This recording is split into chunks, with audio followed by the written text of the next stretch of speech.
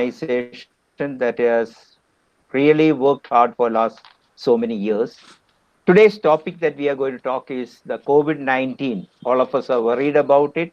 All of us are part of it, and all of us have psychological impact of it.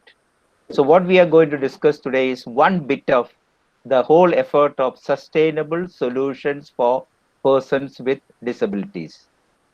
The problem is the exact problem that I am going to talk is the problem in having a continued developmental follow-up, which has got interrupted because of this program. Now,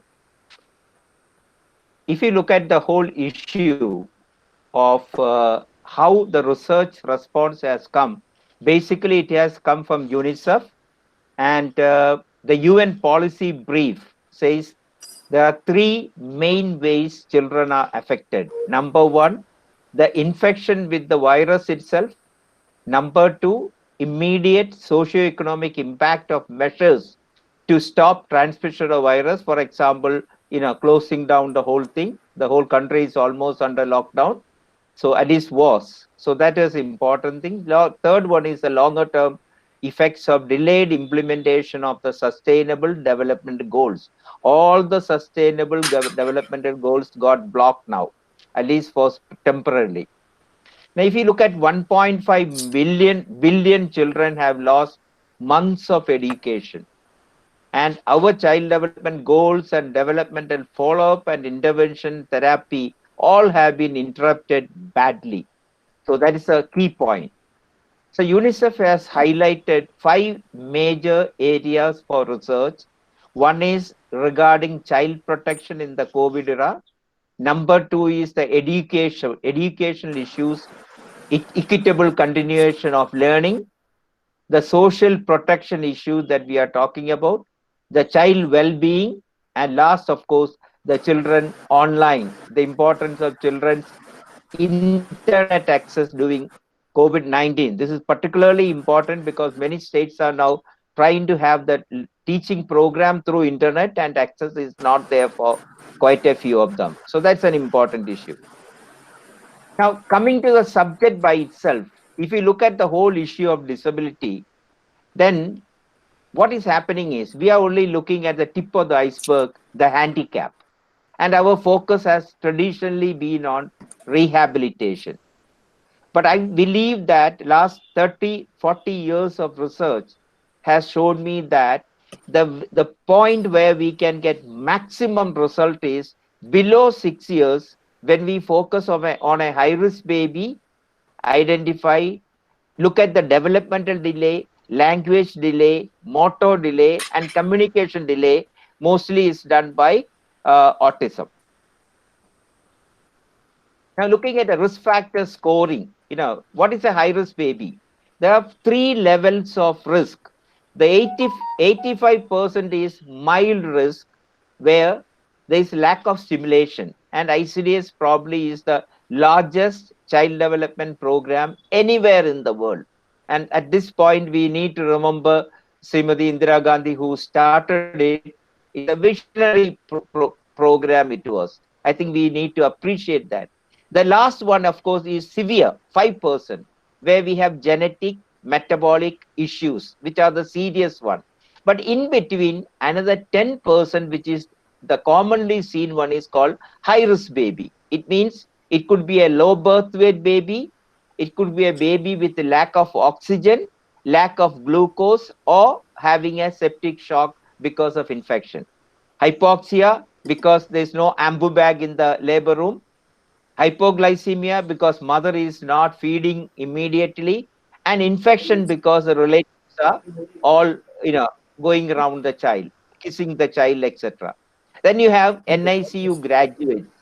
If you take NICU graduates, that's a major group.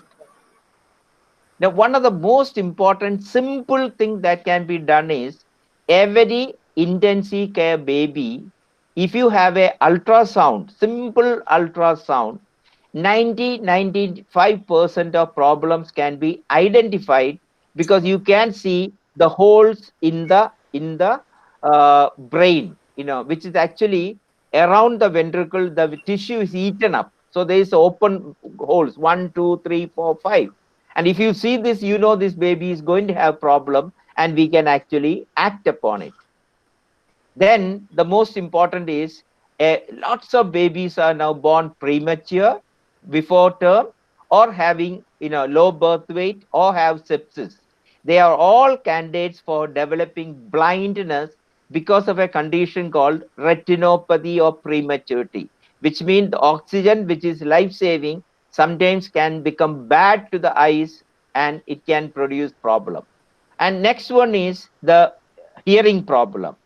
Majority, almost all, can be identified by autoacoustic emission, which is a very simple thing. You just put a probe into the ear of the newborn baby, give a click, get the response, fail or pass, and you can repeat it again. So this is important. Now all this can be done in the COVID season in the hospital itself before discharge. I know it, hospital is trained so much, still this is possible. That the response is important. And then comes early developmental stimulation. Maybe my real contribution to medicine is my this PhD work, where we show that a baby who is 2,500 grams, if the IQ point is something like IQ point is 84, a baby below 1,500 gram only have 75, 9-point difference.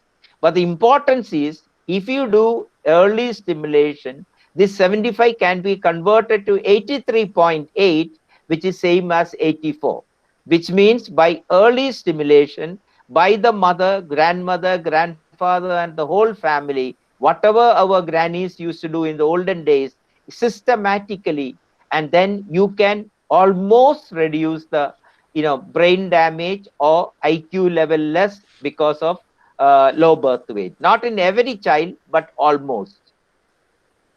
Now we need to have a simple tool to detect these problems in the community. So what is this is called Trivandrum Development Screening Chart, which is there in every well baby clinic in government and private across the country.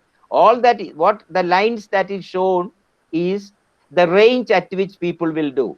Now if you look at 12, if I put a scale like this, 12 items up to 8 and 9 should be done, 10 and 11 need not be done, because it is crossing the age line. If it is 24 months up to here, that is 15, up to 15 it should be done. Line crossing need not be done. So this can be done by mother in local language, or Anganwadi workers, or health workers. Similarly, for picking up language delay, same thing. If you have 24 months, just draw the scale like this. Item 21, 22 is almost falling on the line, so it should be done. But 23, 24 need not be done. So simple. Now, what is the real problem? When we did a survey of all of Kerala, one ICDS Anganwadi per panchayat, when we looked at all these children, what we found is 69% children below 3 years have development delay, 14% have speech delay. Now, both the delays can be easily managed by simple stimulation. That is the most part. We are not talking about disability, we are only talking about delay. Now, similarly, if you have a spastic baby, look at the left side is a newborn baby, right side is a 5-year-old child. Look at what happens. Left side, when you try to separate the thighs, if it is tight, then the baby is going to have cerebral palsy. If you don't do anything, at 5 or 6, he already has, the joints are destroyed, the muscles are wasted, and the child cannot be walking. This is important. We can prevent it. Now, what do you do for all this? Development therapy for delay. And how do we give this development therapy or early stimulation? In all the slides in the bottom I have written, the mother can be taught therapy on mobile video call. This is exactly what we are doing. The COVID season, not that it was functioning 100%, but as soon as lockdown has come down, we focus on reaching out to the mother who has already registered or who are calling us. We will teach them. We take a video call, and you teach them what to do for the baby. Now, this look at this in early language intervention. For 6 months of intervention by the mother and the therapist for 55 children, what has happened? The language quotient has improved by 9.83 points. That means nearly 10 points. That means in 6 months, the language quotient can improve by 10 points, which means the early language delay can be treated. Our biggest problem is autism. So we have a simple tool, Trivandrum Autism Behavior Checklist. 20 questions under 4 domains. If the score is less than 35, no autism. If it is more than 44, it is severe autism. How do I say that it is good? Because we have validated it against the internationally used tool called CARS, and the negative predictive value is 98.6, 99, which means if you use this simple tool for 100 children, you are likely to go wrong only in one. 99, you will be right, which is good enough, extremely good enough for any simple tool. Now, what do we do for autism? Group therapy sessions. Unfortunately, this is something which we cannot do during the pandemic, because any amount of mask will not help. The children are going to sit around, play, the therapists get infected, children get infected. So this is the only thing. COVID actually has only stopped one program, and that is the group therapy. And then you have the sensory integration for autism. In fact, we have 40 children registered in this group, but we cannot bring them here because of COVID. So what we have done is our therapists have visited the home to keep the continuity. Of course, there is a small risk of COVID spread, but with all what called precautions, we went to the home so that the children really want. They don't know what is happening. Why am I used to go there and play every day. Now what is happening? So that, just to get rid of that, we visited them at the home. Now the last 2 slides. When we do something, we need to have a community disability data in India. So with the help of National Institute of Health, Autism Speak, etc., we have done a large community-based study in which 10 neurodevelopmental disabilities have been identified. But remember, normally we do a screening tool, and who is positive only we give a firm confirmatory test. But here what we have done is all the 10 disabilities confirmatory tests have been given to 5,000 children, 1,000 each from 5 different parts of India by the best methodology. Look at the prevalence, 9% between 2 and 6, 13.6 between 6 and 9, on an average 11%. Forget 11. We can say 10% of our children below 10 years have some sort of developmental problem, and that need to be really highlighted. I need to thank Dr. Narendra Arora and Shefali Gulati particularly for leading this program. The last, of course, the family is under heavy stress. So what do? We are developing a new concept called developmental nurse counselor. The BSc nurses are trained to become the developmental expert as well as a counselor. So that's a important move, and this I am sure going to do wonders, because they are medically trained people. They learn psychology, they learn sociology. They are probably wonderful people. Similar thing we can do actually for child development experts also. So the last one, I have finished I have organized the first child development center in the medical college campus in India. Then I move on to become the vice chancellor of the medical university. After 5 years now that I have come back, I'm establishing this very important NIM Spectrum Child Development Center. The advantage, the one single point about this center is not only that we have 18 separate therapy units attached to it, but every child who come here get free treatment. Free means not that they don't have to pay. Bill will be given, but they need only pay if they can afford. You can't afford a single pie, don't pay anything. You want to pay something, you pay. So because of that, I am proud that I am part of it. I am trying to develop it. So thank you, friends. I've just touched on a small part called neurodevelopment follow-up, how COVID has affected it. I tried to put in little bit research within the limited 15 minutes time. Thank you very much. Thank you so much, Dr. Nair. You're doing pioneering work and also so much of social service. As you say, the poor patients, if they wish, they can pay. If they cannot, then you're giving them free therapy. And most importantly, as you know, in COVID, we are having lots of shortages of healthcare workers, and you have already taken preemptive action in training people. We would request you to stay on till the end of the session, because we are getting a lot of questions from the chat box, and we'll take the Q&A after all the speakers. Thank you. We are now privileged to have Dr. Anupa Sidhu, Director, Lady Irwin College, University of Delhi. Under her able guidance, the college was rated A+ by the National Assessment and Accreditation Council, the NAC, in 2018 and in 2019. In 2019, the institution held the All India ranking among colleges at 21. It was ranked 21 by National Institutional Research Framework, NIRF. Her contributions on the impact of food and nutrition on the human body under different conditions. Her contributions have been hallmarked as a treatise by world, regional, and national bodies. In 2014, Dr. Anupa Sidhu, Director, Lady Irwin College, New Delhi, was awarded the 12th Iwafa Nina Sibbal Memorial Award for her institution for their multi-dimensional work related to disability across the lifespan and training of the disability educators.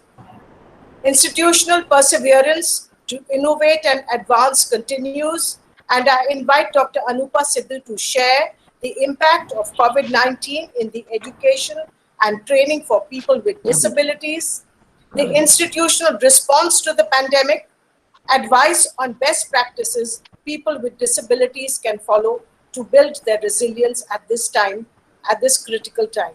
Just before Dr. Sidhu starts, may I request everybody except Dr. Sidhu to please mute your mics so that there is no disturbance.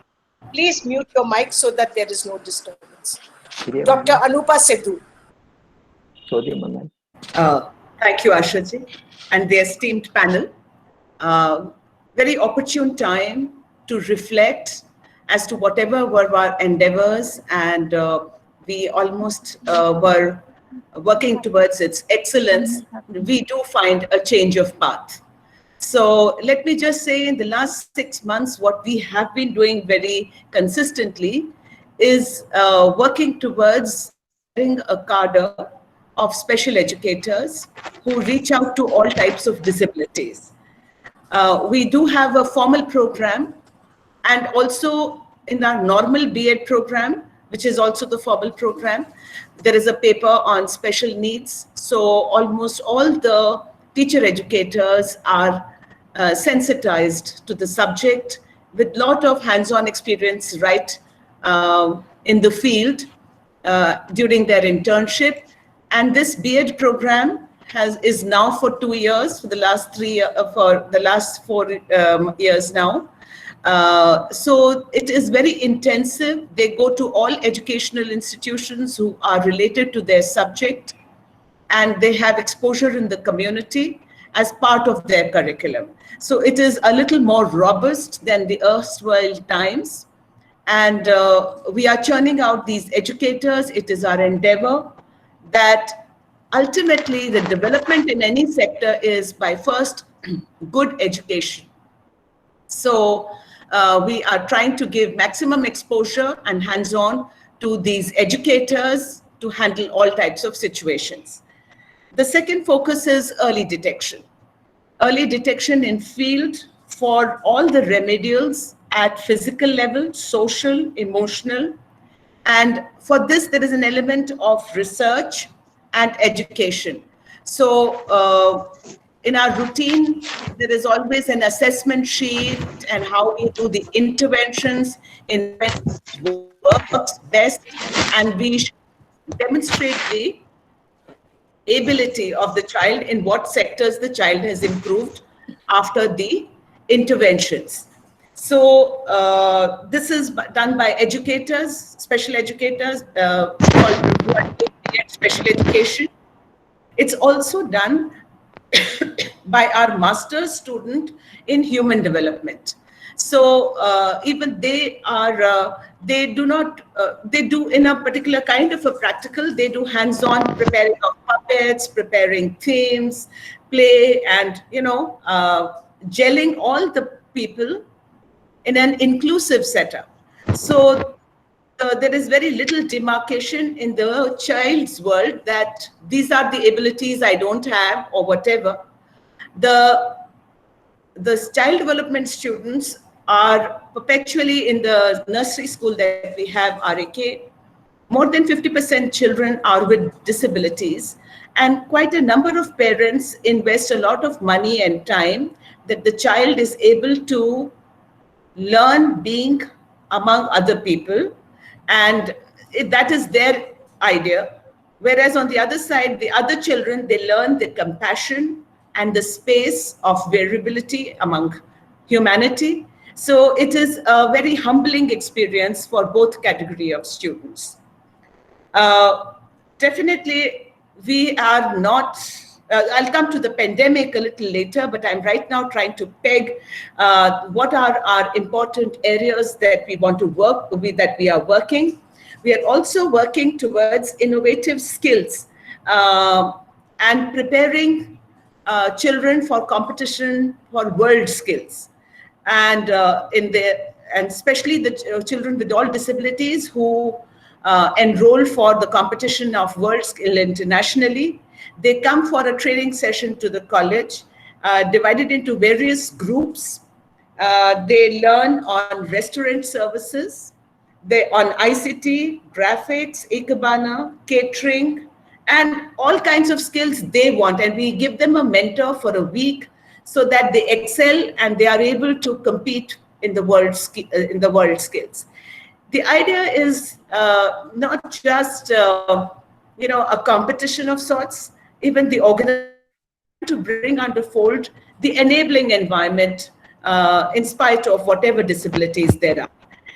Every person has disabilities. I mean, it is our assumption, which so-called looks physically normal, I mean, has inabilities and disabilities. So it is important in an inclusive mind to give every subject, I will use the word subject, opportunities to unfold their potential. And especially in the skill sector. Earlier, it used to be agarbatti and mombatti and mat and paper making. But if the child has some idea, because we got some particular person who wanted to prepare sandwiches and was very good at it. So much so that later she got employment for almost a decade in the school for just coming and preparing sandwiches for children.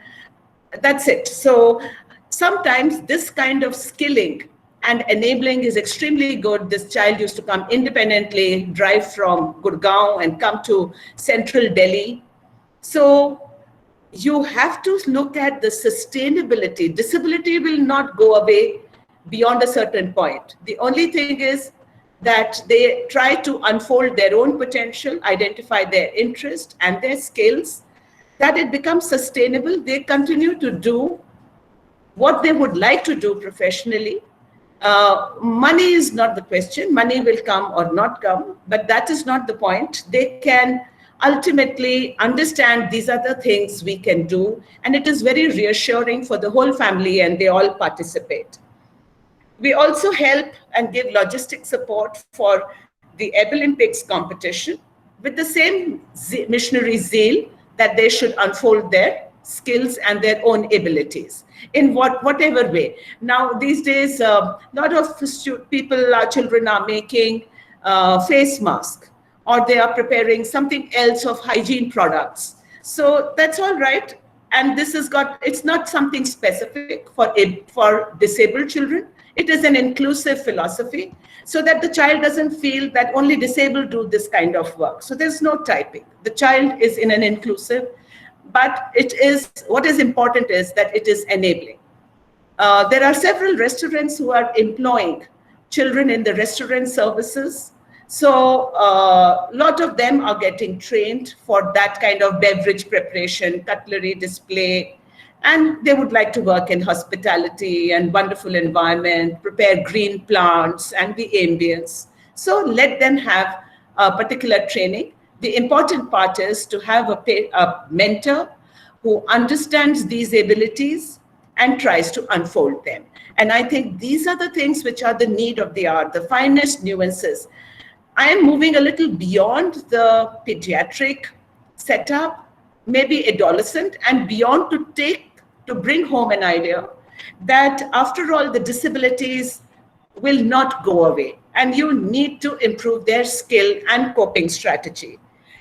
And therefore, we require mentors who do a professional mentoring. They just don't do it for a disabled child, not with that kind of a very closed focus. They do it with a larger focus, that what all these children can do, and they bring it to the fore. The important part of sustainability is the benchmark that they become self-reliant and independent living. So if they reach an age of 40 or 50, they can stay alone, organize their life, do their routine course, and they make their teams of giving any professional deliverance, things like home catering or music or tutorials or whatever, or games or dance and summer functions. So they can do it all. And I think we should not, with a reasonably high percentage of disability, we try to understand what are their abilities and enhance them to a level of skill and beyond. What is now limiting is that the school that we run at Lady Irwin College, it's not a school, it's a child study center. To put it very correctly for us, we have no commercial interest except that it should be self-sustaining. We are finding, we used to keep educators for speech therapy, physiotherapy, and things like that. We had a program called Setu that right from Maulana Azad and neighboring medical colleges, the children get referred. The family is always in denial in the first 6 months, and to slowly by peer learning, give them counseling. So all these group activities, as Dr. Nair just said, that is the one which is really, which is affected, and we will have to now find methods of reaching. As it is physically, to call them, as I said, they were in denial, they are all mostly in denial, so they don't come, but they used to come because sitting together, they solved each other's problems and they heard it. Now on a virtual mode, will that platform come as robust and vibrant is yet to be done. Our school staff is generally reaching out, giving call to parents. The response has been dismal.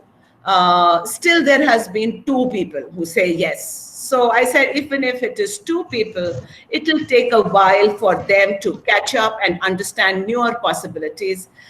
This lockdown is very recent, only about 2-3 months. So the parents also, they find that they have to look after the child all the time. The closed environment has a serious sequel on their mental health. They're extremely irritable and hopeless about things, and they say, "Ab kya karenge?" Now, that's not true, and therefore, in the pandemic, we need to reach out on modes, and I've told the teams to prepare modules, storytelling, and something else, and some puppet and craft or something like that, and there are teachers who are doing it. I'm not very sure that how much it is working with the disabled. I'm sure within a month we would be in a better picture by the time parents give a feedback as to how well it was received. And even if the child spent 2 hours independently on a virtual mode interacting with a mentor, I suppose even that is a very important thing than to watch, kind of movies and serials and a news which is always in a very discording mode. This is a little more peaceful, and we should have such peaceful enabling programs which enable their social, emotional well-being and is a good e-learning platform. We should not get into this mode that the child is only 2 years and doesn't need anything.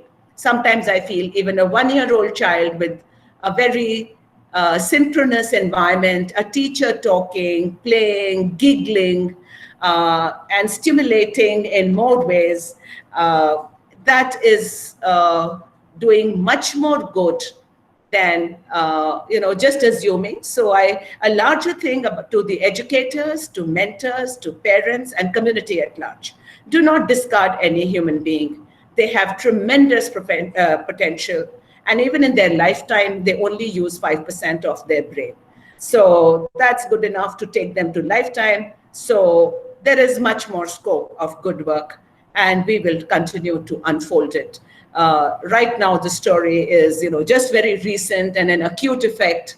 So it doesn't look very optimistic with our interventions, but we will be able to tide it.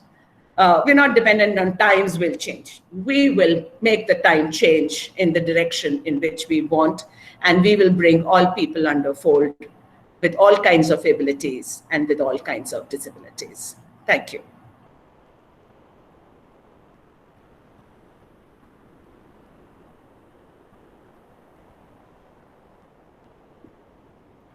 Thank you so much, Dr. Sidhu, for that positive sign-off and your intervention and acknowledgement of the truth, which you are helping people with disabilities realize that the disabilities will not go away.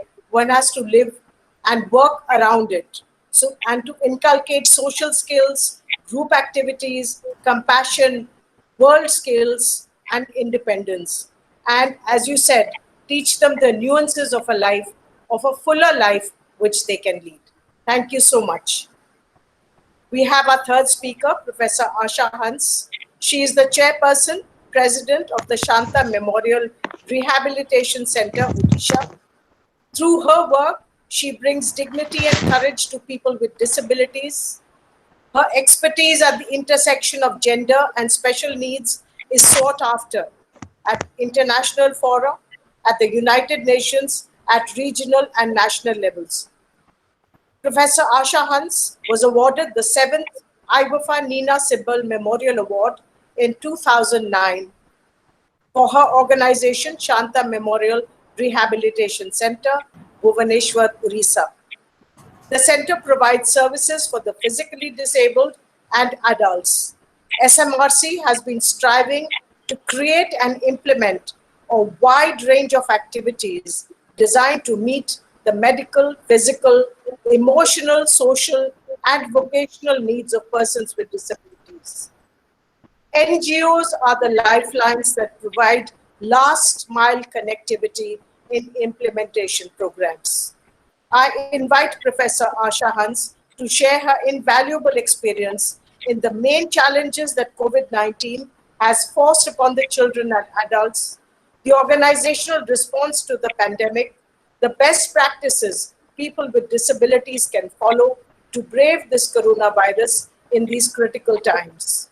We have a picture of Dr. Hans receiving the award, and Professor Hans has just informed me that another storm is hitting Orissa. We wish her all the best, and we invite Dr. Asha Hans. Thank you, Asha ji. It's a pleasure to be with all of you and to come back and think of the award that we received long back. At the moment, Shanta Memorial works on 3 issues, major issues. One of them, of course, is what we continue to work on, rehabilitation.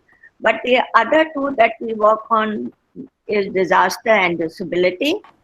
And the third is on women with disability.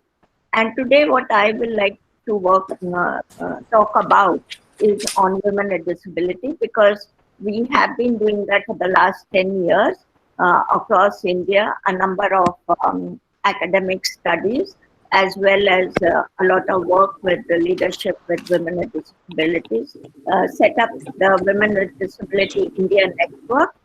So we do academic research as well as we do work with women in the field and especially in rural areas. At the moment, we had a project given by USA in 3 states of India.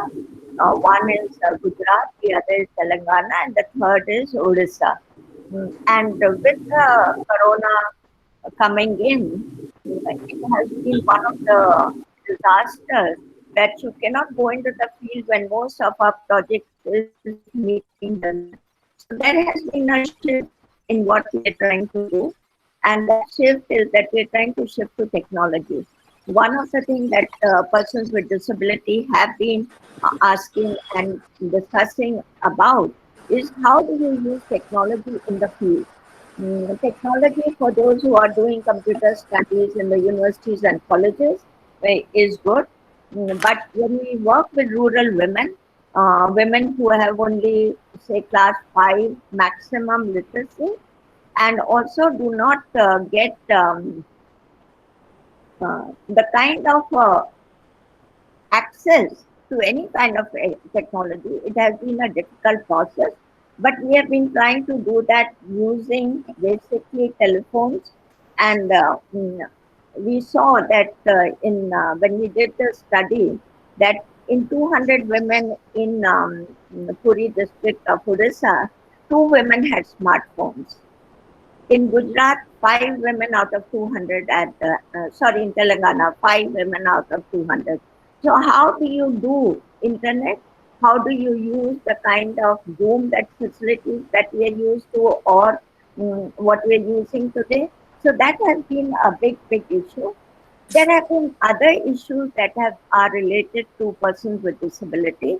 The WHO says, for example, that you must wash hands every few hours or wherever you go or come back. For a person with a disability, the kind of water that is needed, the amount, it means that you have to, in a rural area, go and fetch that much extra water. So you have a woman with a disability who already has a problem of fetching water, and then you multiply that with a lot more work that she has to do. The second is that of masks. We have noticed that with the deaf community, the mask that we use creates for them an imbalance, because many of them in India use lip reading, and that cannot be done. So we are trying to promote the kind of mask that persons with deafness can use. The third thing that is there is the most important, social distancing. If you want social distancing, what do you do with your personal assistant? Most of disabled people who have a severe disability, like we work with, do need personal assistance. Now, if you cannot, you say that social distancing is to be maintained, not only outside in the public spaces, but also in hospital and in quarantine centers, then it becomes a problem for persons with disabilities to get any kind of access to these services. There are many other things that, since we work at the global level also, we have noticed there is a major issue, that of health, to access to health. If the OPDs are closed, that means most persons with disability who have a number of health issues cannot access services. One of the women I met recently has cancer. She has to go every week to the hospital.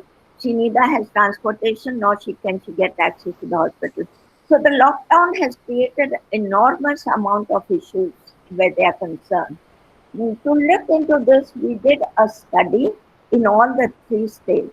Today, what I presented for you are the outcomes of that study in the 3 states, and it includes only women with disabilities whom we are working with.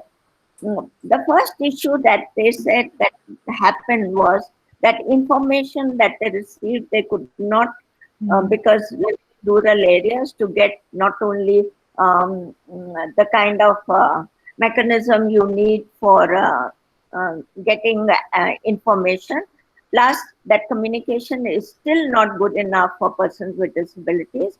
The kind of print material that is there, they cannot access it. So that has been a problem. But the major problem was food insecurity. Many of them found it difficult to go out and get access to food.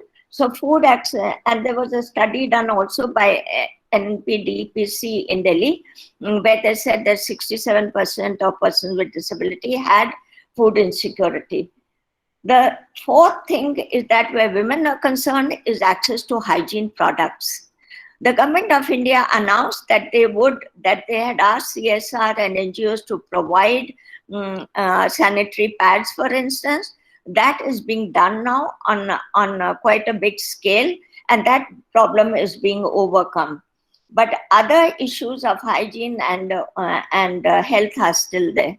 A major issue which very rarely comes to the forefront is that of homelessness. Many women with disabilities are abundant. You will see those with psychosocial disability on the streets, and homelessness has become a big problem. Even now, many of them are being asked to leave their homes. So because there has been a tremendous increase.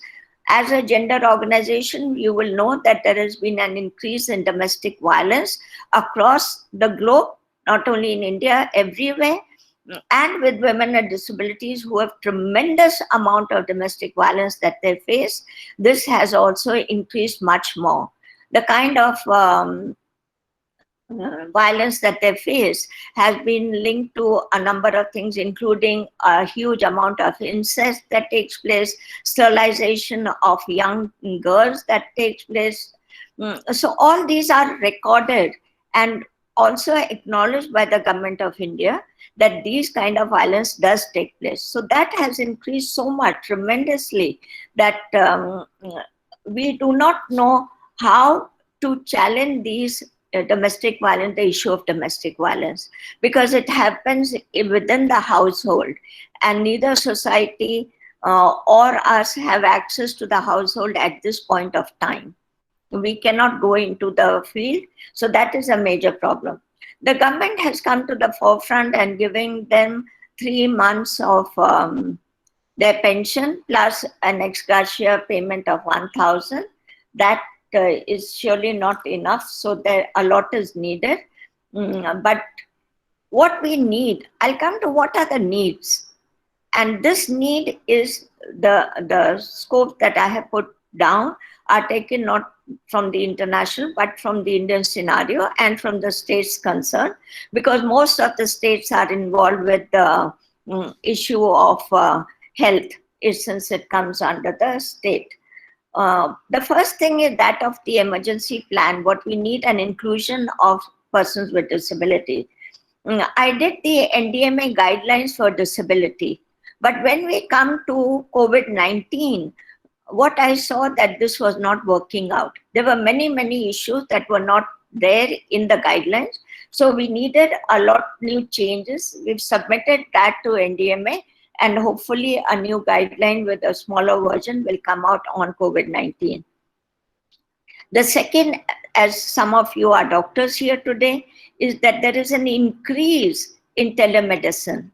But telemedicine for people like who are deaf is not possible to access. So what we need to do is make telemedicine accessible to persons with disabilities. This is still to be done and to be carried out. For food security, I hope that the civil society who is here today will look into this issue, because food is something that persons with disability would need in many cases delivered on the door. They cannot go, many of them go and stand in lines, they cannot access food. And in the villages, you don't have people coming and distributing it in your house. We are asking that masks be improved to include those who are deaf. We would like to also convey that a register, like if we are doing a register for migrant workers, so we need a register also on persons with disability and what are the issues in every village that is there. This has been a demand for a long, long time. So what society can do, civil society, those what I was talking about was something that we need from the government as support, but we also need from civil society support, and this includes especially safety and security of women.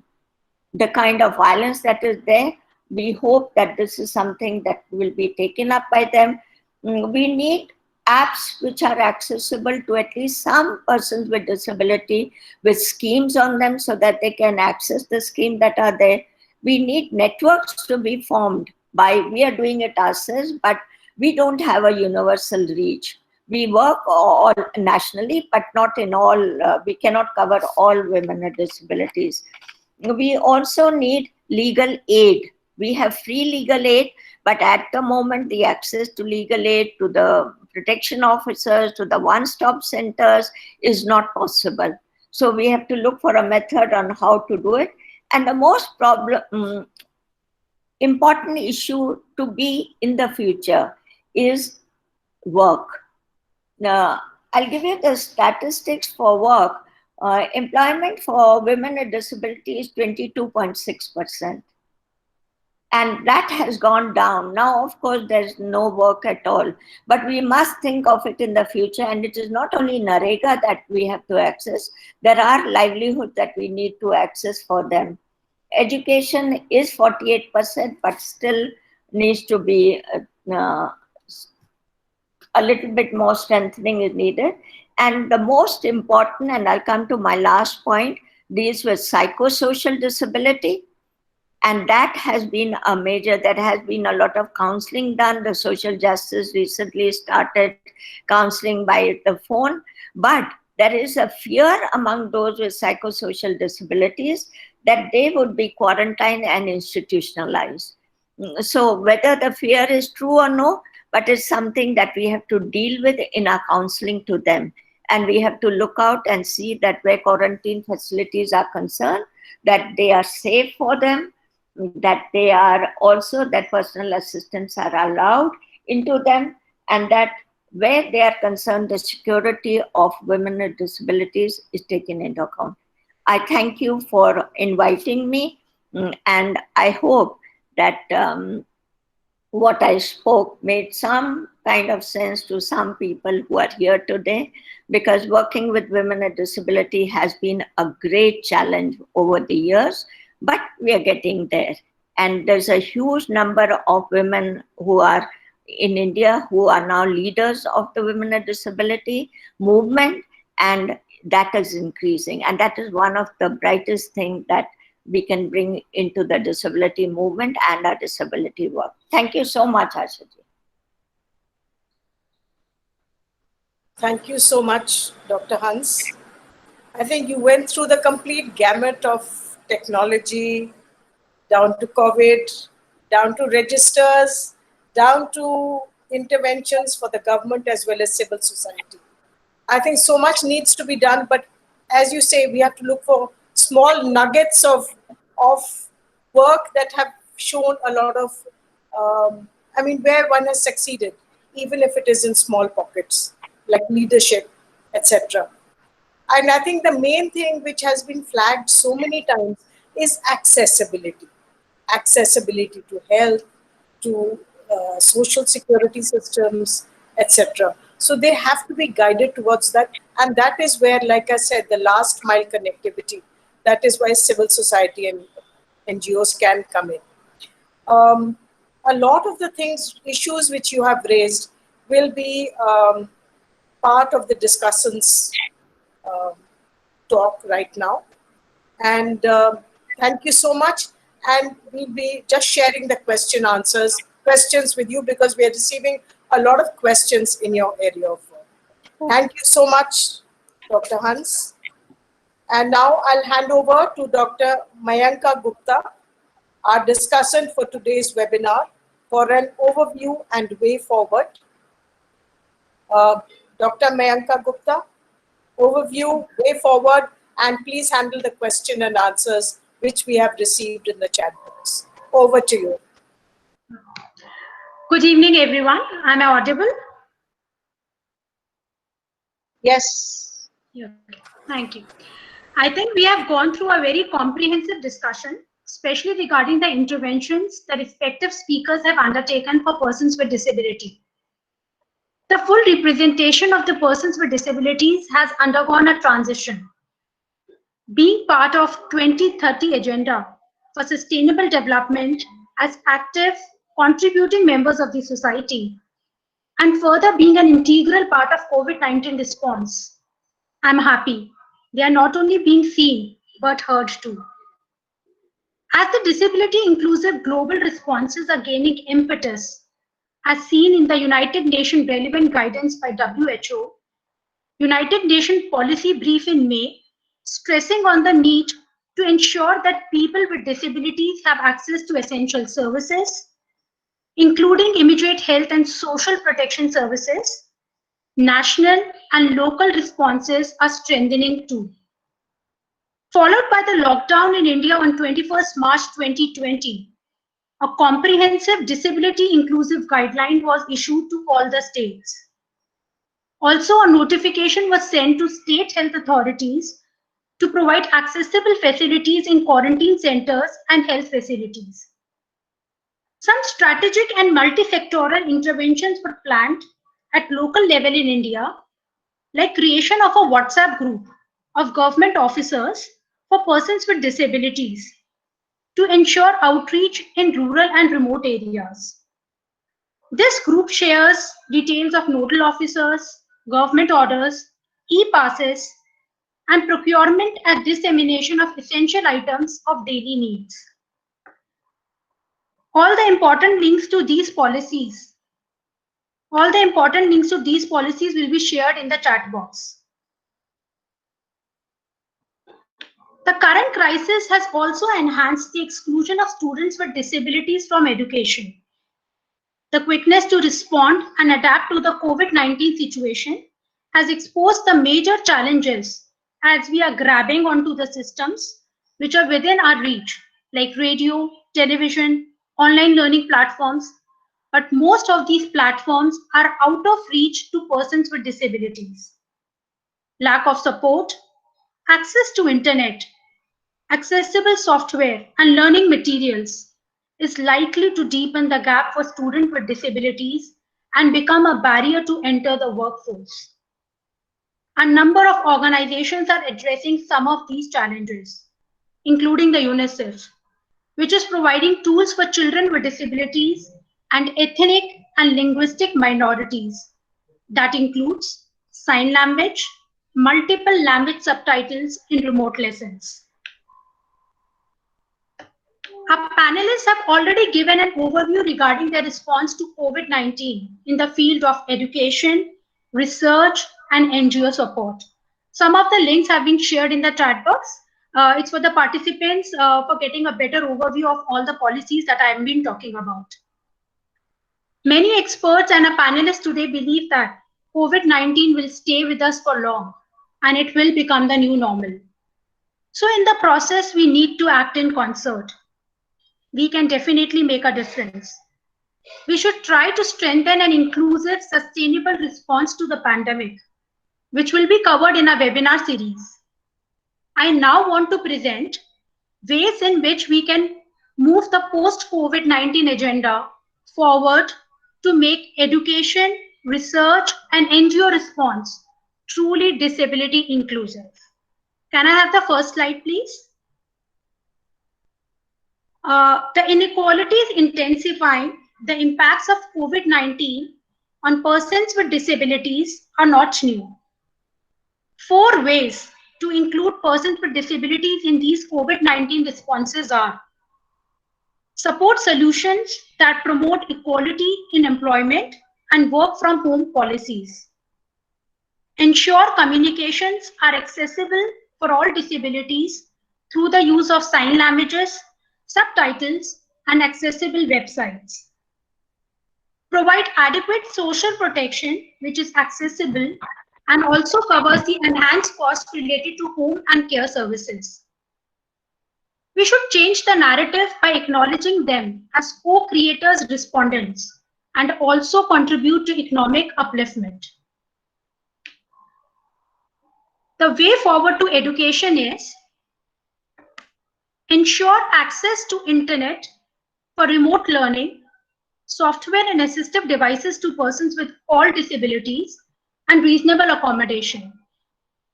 Provide guidance, training, and support to teachers on inclusive education through remote learning.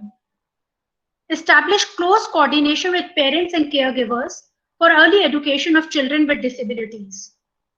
Provide guidance and distance support to parents and caregivers to assist in setting up equipment and to support the education program of the children with disabilities. Develop accessible and adaptable materials. Develop accessible educational audiovisual materials to disseminate through effective media, example, televised educational programs, online programs, etc. With a COVIDified drift in the educational sphere, a comprehensive plan should be made to develop classroom management strategies, especially for children with special needs. Partnership with government for sustainable sign language communication systems should be on the way. I'm sure you must be wondering why we have left an empty box. Well, I'm going to answer that in the end. Now we come to the response needed in the research. Inadequate support for access to assistive products can undermine the equal participation of persons with disabilities in society and hamper the realization of sustainable development goals. Well, it can be overcome. And it can be overcome by these means. Strengthening the means of implementation of SDGs for persons with disabilities. We need to do a two-way capacity building. Firstly, of service providers to increase their quality as well as quantity of the services for persons with disabilities. Secondly, capacity building programs on accountability mechanisms are also needed to exercise disability rights, access services with better quality to empower them. Research should focus on making COVID-19 information accessible to persons with disabilities, especially who rely on computer reading softwares. More inclusive care therapy, teletherapy, telemedicine, and robotics may be an important area. Emphasis should be on to make the medical and quarantine policies and processes disability inclusive. For example, UNDP has supported these efforts by helping to translate important messages into sign language to understand news update. Ministry of Labour, Invalid and Social Affairs, UNDP, is conducting a rapid assessment through an online survey of persons with disabilities. The document link has been shared in the chat box. Policy and institutional coherence is very important. Establishing a robust institutional mechanism and coordination at the national level with adequate resources to promote the rights, inclusion, and well-being of persons is critical. In addition, there is a need to ensure that national legislation and developmental plans are coherent and that the legal and policy provisions do not contradict each other. There should be an interlinkage between the lab research and the ground reality. There should be emphasis on multi-stakeholder partnerships. Data collection, dissemination, disaggregation by disability would also benefit from one more cooperation among various stakeholders. Data activities require robust and systematic coordination among responsible ministries, working in partnership with civil society communities, such as non-government organizations, particularly organizations of persons with disabilities, private sector, and research institutions. We will now talk about the response by NGOs. We should ensure that the government support package is disability inclusive, include persons with disabilities working in the informal sector, and provide information on the package in accessible formats with simple and transparent procedures. We should provide emergency relief for urgent needs of medical care and services, providing telehealth care services. NGO can play an active role in enhancing the awareness regarding their legal rights. They should encourage in providing food, personal protective equipment, financial allowances, reduce house rent, and utility bills to ensure the financial security of persons with disabilities. They should also ensure the continuation of education, which the NGOs can do through developing new skill sets, which Dr. Anupa Sidhu also mentioned, to explore the new employment opportunities in the industry, working environment, including working from home and adapting to new online business practices. Provide accessible online employment and education platforms. Promote new online employment opportunities in the private sector. The persons with disabilities particularly need local support system, graded response based on disability restrictions and dependency. Some measures can be to extend coverage of the disability certificate to include the wider population with disabilities. The NGOs can conduct a comprehensive assessment of the impact of COVID-19 on PWDs with full participation of them to design and implement the response and recovery programs. To achieve this goal, accessible formats of information to accommodate the participation of different types of disabilities are highly recommended. Moreover, key organizations of PWDs and other national partners, including those in rural and isolated areas, should fully engage in the assessment and face-to-face interviews where online medium is not available.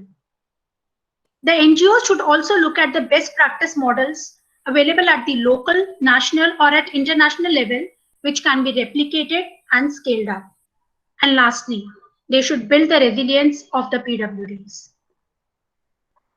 I want to say that in the end, that it is we who are at the heart of these solutions in defining those solutions.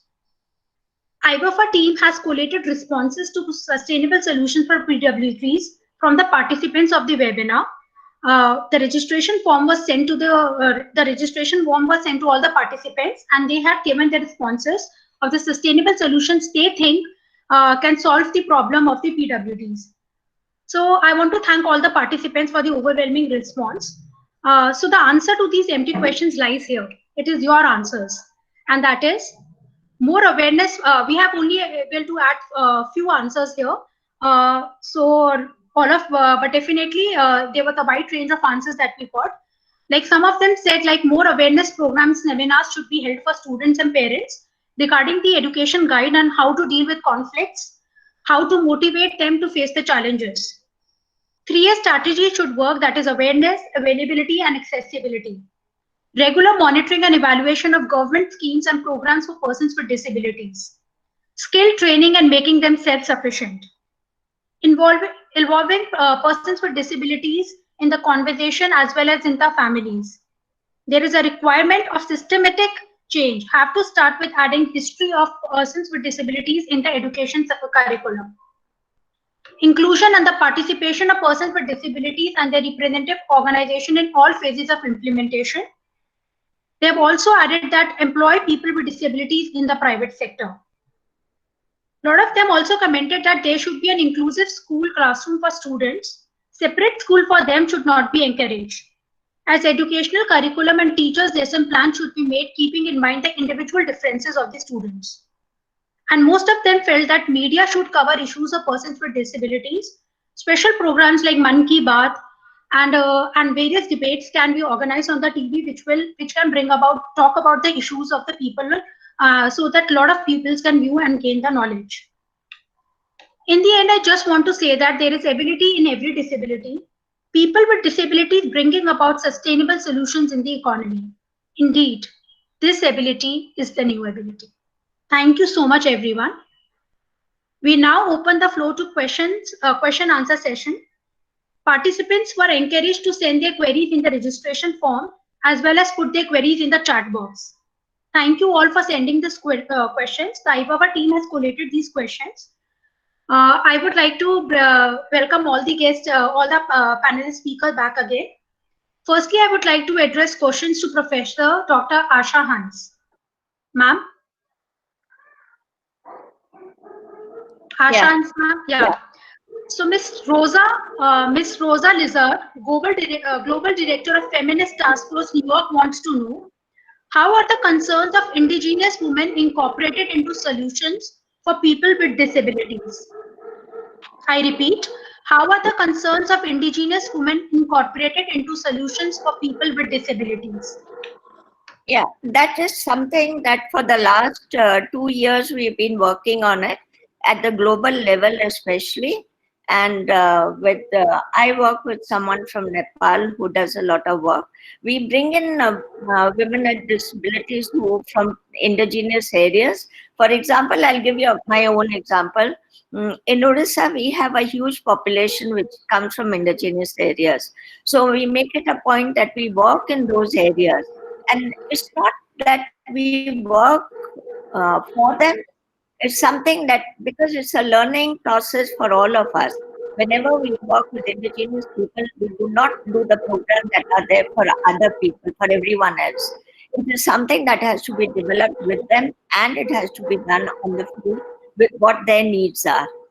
And they are quite open about it. So it's not an issue, but we have to be very proactive in this. We cannot leave it that it will come on its own. The next question to Professor Asha Hans is from Aisha Emar. She's a CEO of Murna Foundation, Nigeria.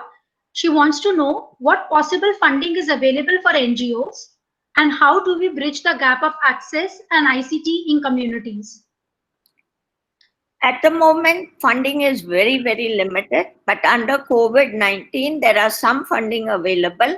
For example, yesterday, Mama Cash came up with a new call, but there are, USAID has a lot of funding, but in India, we have very limited funding at the moment, at least because there is so much other expenses for the government, and also because disabled people are still in a corner. It's very marginalized community.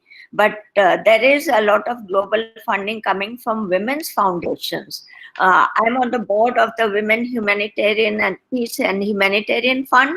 We just released how many million, I don't know, across all conflict zones in the world, funding for them for COVID-19. There's a special program for that. So it's something that we have to search, but it's there in many parts of funding areas. Thank you so much, ma'am. The next question is, it is from Aruna Chakma, Executive Member of Bangladesh Indigenous Forum. She wants to know, I am working in garments labor. I would like to know, do you have any international policy for developing them? It's for me? Yes, ma'am. Is it for garment, she said? Yes, ma'am. I repeat the question. Right. I'm working in garments labor. I want to know, do you have any international policy for developing them? No, I can understand that. I worked in the garment industry in Tamil Nadu, in Tirupur, and in Bangalore. We did a study for ILO, but there's really little, since the issues today on disability, there's nothing that I can see on disability, but ILO has certain, they have certain issues that they have come up with disability, and that has been taken up by ECOSOC. Last year, we had a meeting in which this issue was taken up also. But garment industry in India and in Bangladesh, in all these areas, is something that really needs attention, because the girls who work there are usually very young, 17, 18. Okay. And many of them in India, for instance, come from indigenous areas. So they're coming back. These are migrants. So the issue of migration and disability also is something that needs attention. Thank you so much, ma'am. I just like to add, there's a global compact on migration, which looked at the issue of garment. Thank you so much, ma'am. I now like to address the questions to Dr. Anupa Sidhu. Dr. Anupa Sidhu? Yeah, I can hear. Yeah. I can hear. Yeah, ma'am, the first question is from Lata Nandakumar, PGT teacher of Mount St. Mary's School. What has been the impact of COVID-19 on education with reference to parents of children with special needs?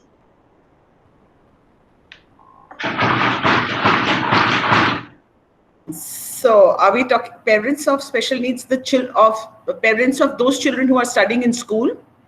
Yes, ma'am. So I do not have a first I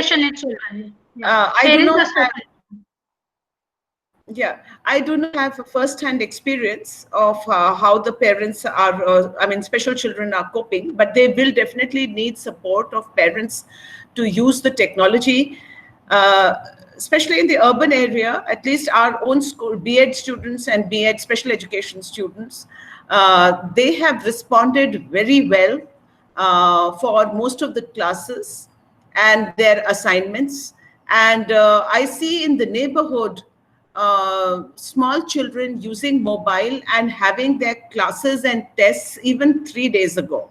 And all of them are able to upload their answer books on the mobile by taking camcorder and through the mobile and submitting. This I'm talking about Sarvodaya schools and all. So I think generally the technology is getting harnessed. The more it is explored, it is definitely very easy. We should not build any construct like this that disabled children will not be able to harness technology. That is a wrong presumption. Maybe for some children, there is a limitation, but that can be said for non-disabled also. So that's not an issue. One should not assume it. Just encourage them. They will follow with the flow and they will get into it. They are all able to write their assignments, write their responses, and upload it for the teacher to evaluate. So there would be some who will find some difficulty, which I think the parents need to give them a support. So there has not been a major issue that in special education, the assessments were not possible. But one-to-one assessment on a regular, this thing that on every attribute, how much percentage improvement was seen, and personalized attention, personalized evaluation of their improvement, I think that would remain as a limitation till we have most of these modules compatible on an e-mode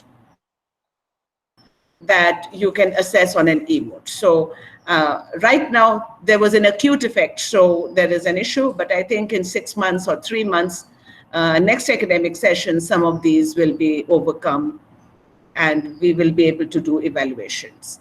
So I am very hopeful. The younger generation, the newer generation, they are very savvy. Even 3-year-old knows how to harness it. So let them, generally use their own techniques, and most disabilities have not come as an interference. Some have. Thank you so much, ma'am. The next question is from Shavya Singh, UG student of Lady Irving College. What social and educational justice issues have the social distancing policies raised for disabled people?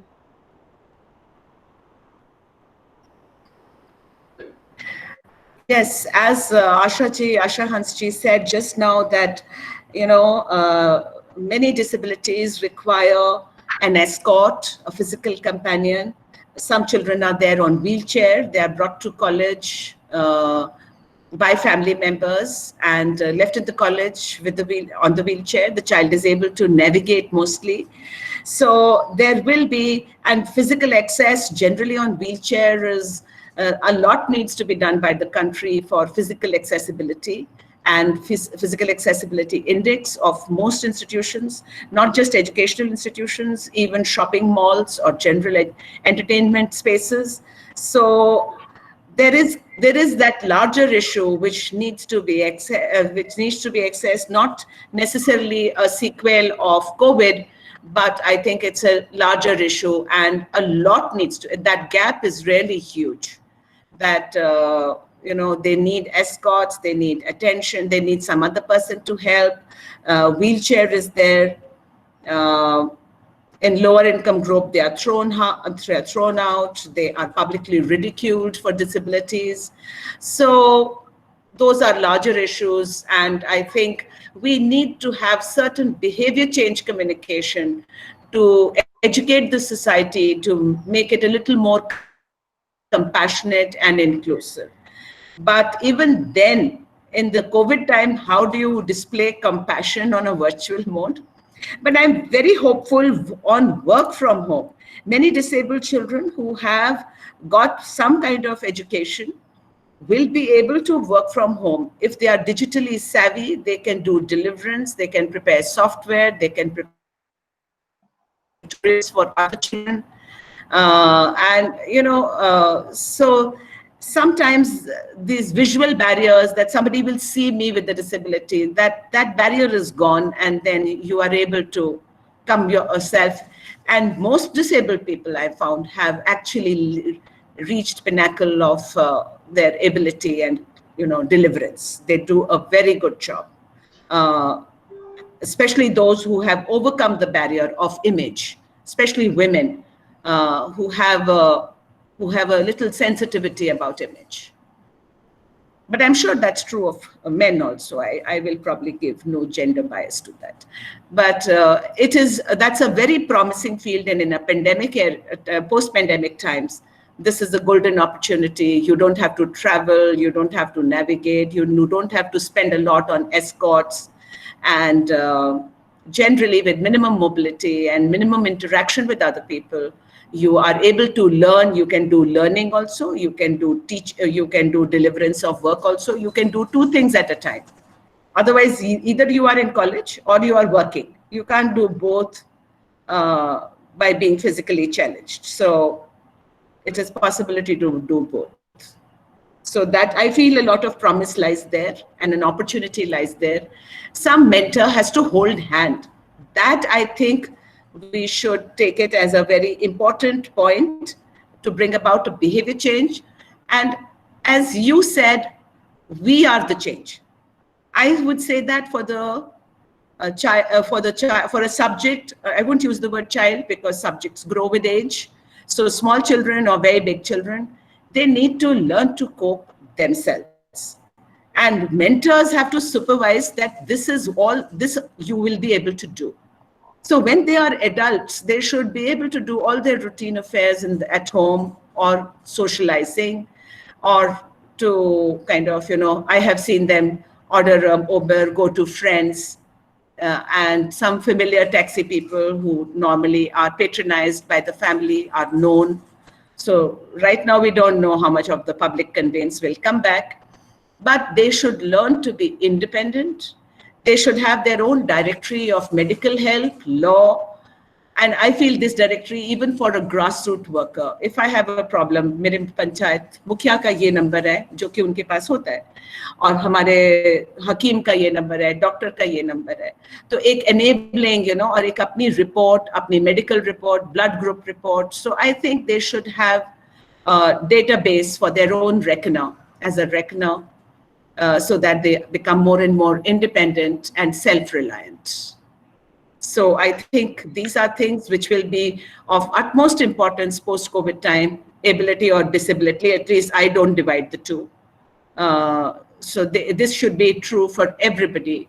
And I do believe in Prime Minister's message to become self-reliant, आत्मनिर्भर बनना जरूरी है. तो वो मुझे लगता है कि वो सबके लिए जरूरी है. ऐसा नहीं है कि जिन लोगों को नौकरी करनी है खाली उनके लिए जरूरी है.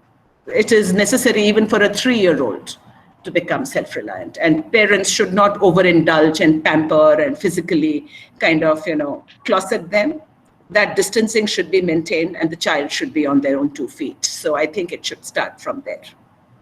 Thank you so much, Dr. Sidhu. Thank you so much, ma'am.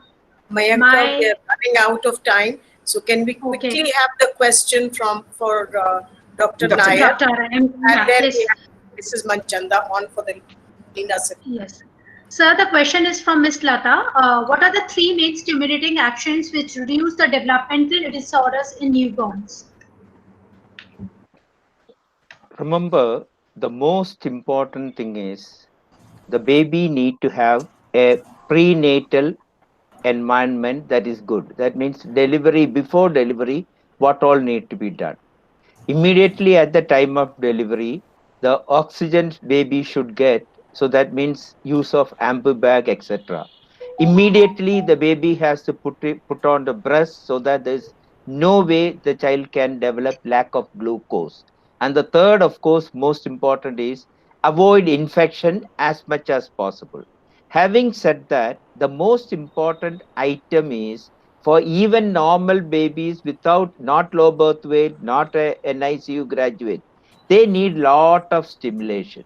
Something which came in olden days, automatically happened. Now, whatever automatically happens, stimulation that has to be done by the mother, grandparents, and others, at least particularly in the first 1 year of life. And that is exactly what we have proved, that an increase of up to 10 IQ points, so-called IQ at that level, can be done by early stimulation, which is through the whatever the grandmother was doing to touch the baby, massage the baby, give baby bath, talk to the baby in a baby language, stimulate the child, the visual cues, the curtains with color, the mother wearing striped sarees, all that. But more important that, the most stimulating thing in the world, the face of the mother, which can take 1,000 colors. Even if you put other colors, child may not. Every second, mother's face changes and gives 1,000 colors. So the most stimulating thing is the face of the mother. Only thing is, we need to teach her to do so, as well, to come out of her shell, as well as be proud of it. Be proud of it. And in my research, which I found that the lesser educated the mother, the better it is, which is very shocking. But actually it's true, because she doesn't ask too many questions. She is not doing this. Sir, you wanted me to do this? I will do it. My grandma used to do it, I remember. So she just does it. The more educated you start thinking of too many things, and you don't do it exactly. Last point, if somebody asks you give a medicine worth 1 crore, somehow the family will manage. But if you ask her to spend more time with the child, they are not willing. This is exactly, they are willing to pay you to spend time with their child rather than spending time with themselves. And they make all sort of excuses, particularly men like me make huge excuses the moment there is a problem.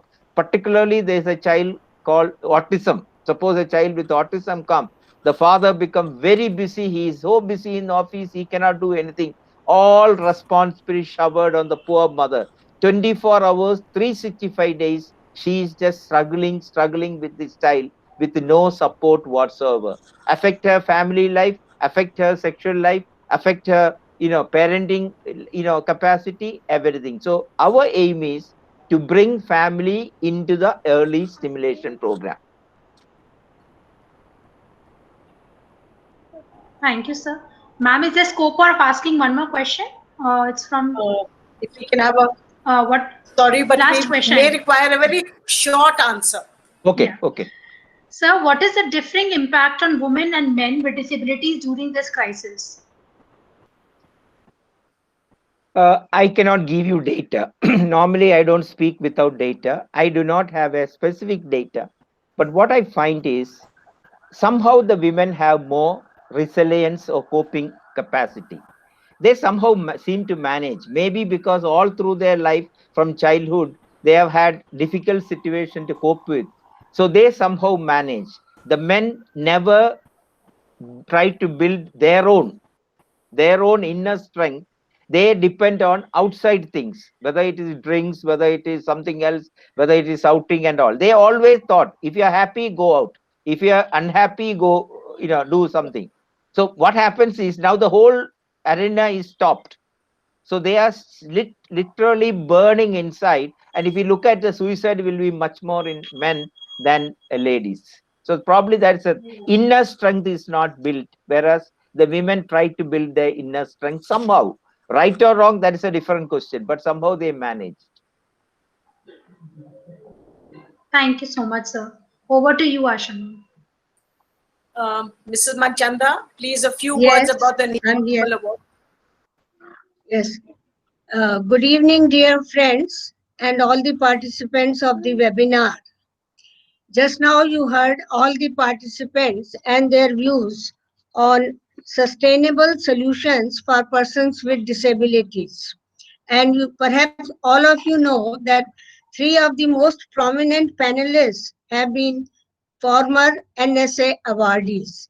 And hearing to them, I really feel proud again and again and again today that IWFR team of NSA did the very right job and selected them so properly.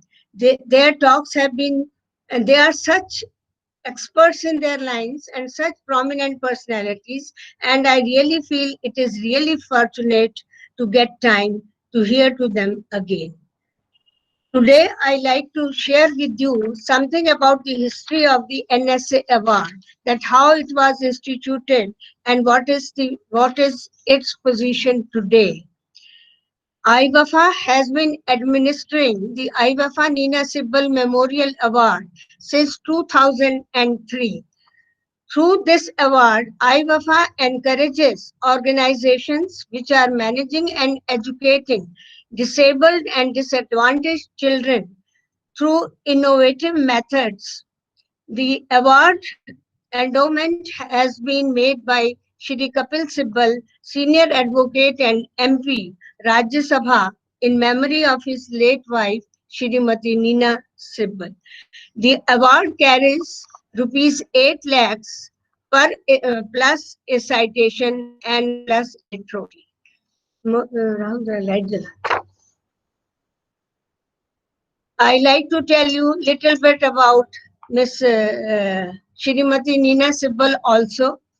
Shrimati Nina Sibbal was a very senior official in Indian Foreign Service. Besides being learned, intelligent and diligent, she was very sensitive, merciful and compassionate towards the lesser privileged. In her stint at the United Nations, she always fought for the rights of those in the less developed world, the needy and the challenged. She always wanted to do something for them. She visualized these special children to grow up into adults, leading a happy and productive lives filled with love, harmony, and great mental and physical health status. After Shrimati Nina left us at the young age of 52 years, she was offered such a befitting tribute by Kapilji by establishing IBAFA Nina Sibbal Memorial Award in her memory to be given to an organization working in the area of disability every year on her birthday, that is 2nd August. In the month of, now I'll tell you how we go about it. In the month of April, every year, IWFA sends out over 600 application forms to various organizations and also advertise on our website and other social media. And the last date of receiving the completed forms this year has been extended to June 20, 2020. Once the filled forms, completed forms are received, these are reviewed by a committee of about 5 to 6 IWFA senior members, and they prepare a merit list. The name of the awardee organization is then finalized in consultation with the main award committee chaired by Dr. Karan Singh, MP Rajya Sabha, Shri Kapil Sibbal ji himself, and 2-3 other prominent personalities. The credits are given on the basis of the following criteria. We have a list of about 10-12 criteria which we consider. 1. Number of beneficiaries reached. 2. Number of teaching and assisting staff. 3. Provision of necessary facilities for outdoor as well as indoor candidates. Quality of work. Adoption of new techniques based on scientific research and innovations. And to this point, we give lot of importance. Then early detection of disability, training the trainers, placement in jobs after training, development of ability to work in sheltered environments, reaching the unreached, need for funds. Again, reaching the unreached and need for funds also get special attention of the committee in deciding the award. This year, 2 more criteria have been added. 1. Development of COVID-19 coping mechanisms among people with special needs. And second, build their resilience to face the challenge. And about these 2 points, you have heard quite a bit from the prominent personalities which you heard. Now, in the end, I thank all the participants for taking part in this webinar and informing us and encouraging us to look forward and how to get rid of this lockdown period and see that it is over soon. And I also thank Dr. Karan Singh and Mr. Kapil Sibal for their all-out support for instituting such an award. Thank you. Thank you, Mrs. Manchanda. And thank you to all our speakers, Dr. Nair, Dr. Sidhu, Dr. Asha Hans. And thank you to the registrants from all the continents who have joined us today. And in case any queries still remain, or if you wish for an elaboration, please direct them to IBFA at ibafa29@gmail.com. And we will request the speakers to oblige. Do fill up the feedback form. This will help us to help you better as we fully target the needs and requirements that you ask for.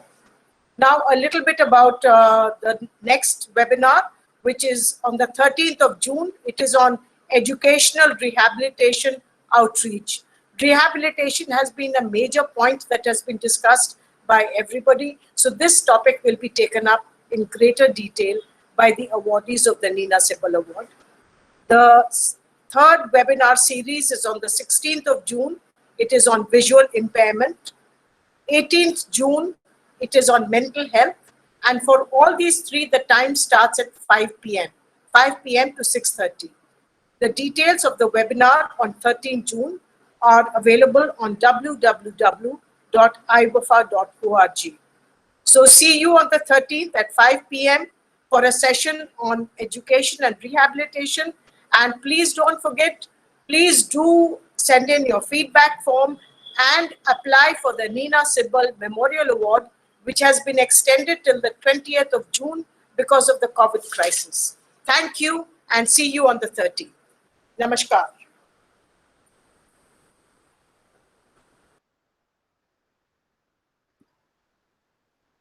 Thank you.